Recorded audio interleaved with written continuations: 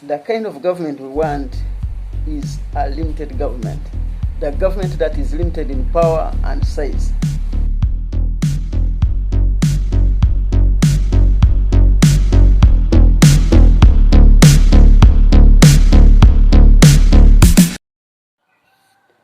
Good morning, those who believe in the state.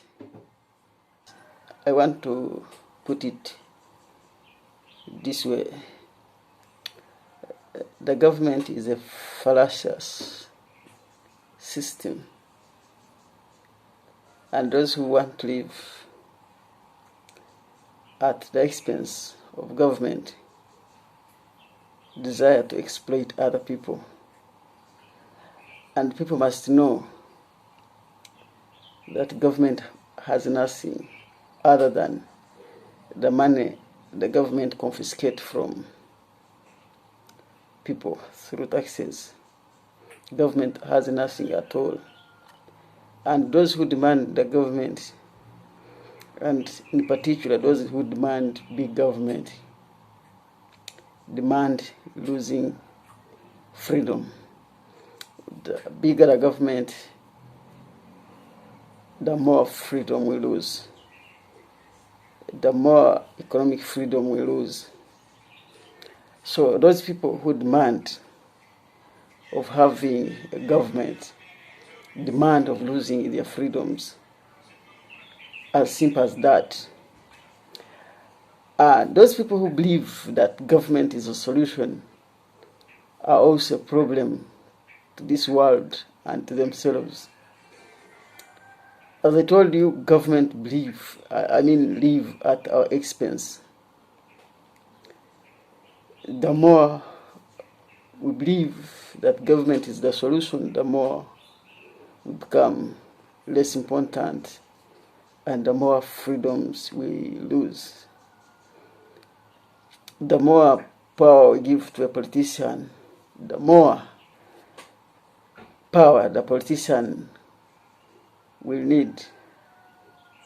And that is the characteristics of every government in this world. As Lord Acton remarked, power tends to corrupt, but absolute power corrupts absolutely. So you'll see where the power will end. Every human being is inherently selfish. And when we give them power, guess what? They become power hungry. And they become a problem to this world.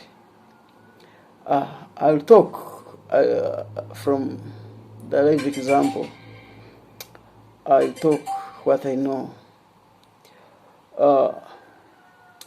If people believe that government is the solution, I want you to do your simple research. I want you to analyze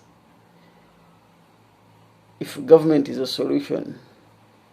You need to ask yourself, a solution in what? That's what you should ask.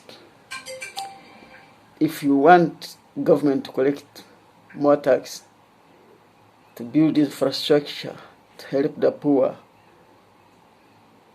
to provide welfare services, you need to understand how is this affected and what are the impact.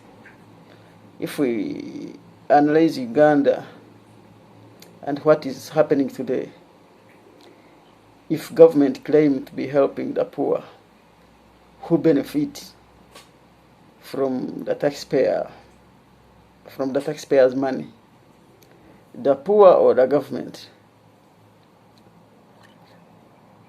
The money that the government collects is actually divided, redistributed, and the people who benefit from this money are politicians. If we look at parliament, if we look at the executive, those are the people who first pay themselves highly. They buy great cars when the hospital have no drugs, when the poor teachers are not well facilitated, when the schools do not have equipments and poorly funded, and everything is going berserk. They fly for better medical services when hospitals here are devastating and in sorrow state. See over 19 mothers dying every day. You see the system that they claim to provide for, the public system, the school, the health services, they're all in miserable state. If you walked around this country and try to investigate the nature of the health system, they will stop you and they will arrest you because they are ashamed that they cannot expose themselves. We have seen several examples of health centers, hospitals are in misery. But these people who are saying that they need to provide for the public services, they're paying themselves highly and they cannot look at the poor person. They pay themselves in millions, yet people in Katanga, in slums, cannot afford even a meal. So for those who claim that the public is the solution, they must find a solution where the finances of the welfare should first help the poor man on ground than helping the politician to maintain the political position and also fight those who actually come out to challenge them.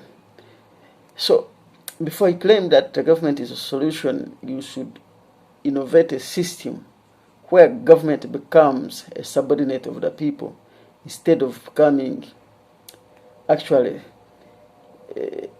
exploiters and diluters of taxpayers' money.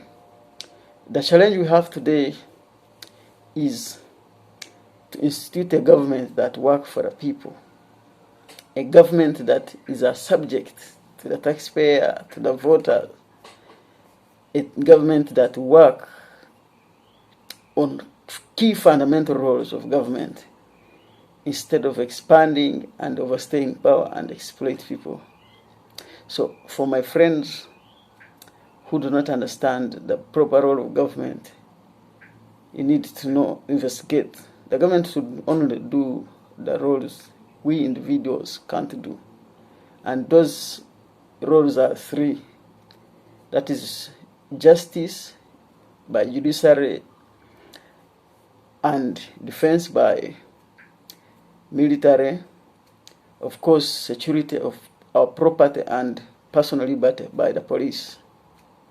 Those are the three fundamental roles. The rest, people can do them. And the government poke into such as other services should be minimal. The government cannot do things which me or any citizen can't do because they are illegal, because they are immoral. The government, if government appreciates that something is immoral and individuals can't do it, and the government shouldn't do that. If I can't steal, the government shouldn't do the stealing. The system which is in place is stealing using the law. If that is evil, then the government shouldn't do it. Why should the government do something which I can't do because it is evil?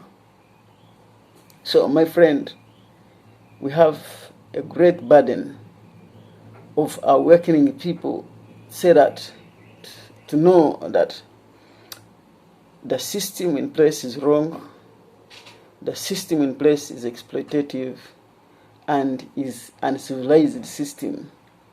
We should challenge it and institute a system that respects our rights, freedom,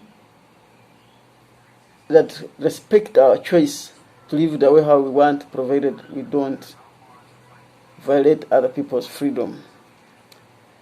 I will keep giving you such a clips, educating the people that the only way we should live, is to front our freedom as the best good, to live our lives in the way we want it, provided we don't hurt the lives of others. Take our own decision, our choices, the way how we see it fit, provided we don't hurt or use force on other people. So, for those who claim that government is important, you have a duty to fight the evil created by the government. By nature, the government has excess power, which ultimately end to trouble and abuse of our freedom. Thank you very much. I'm Joram Mwesiki, a capitalist and a libertarian working with the Libertarian think tank in Uganda.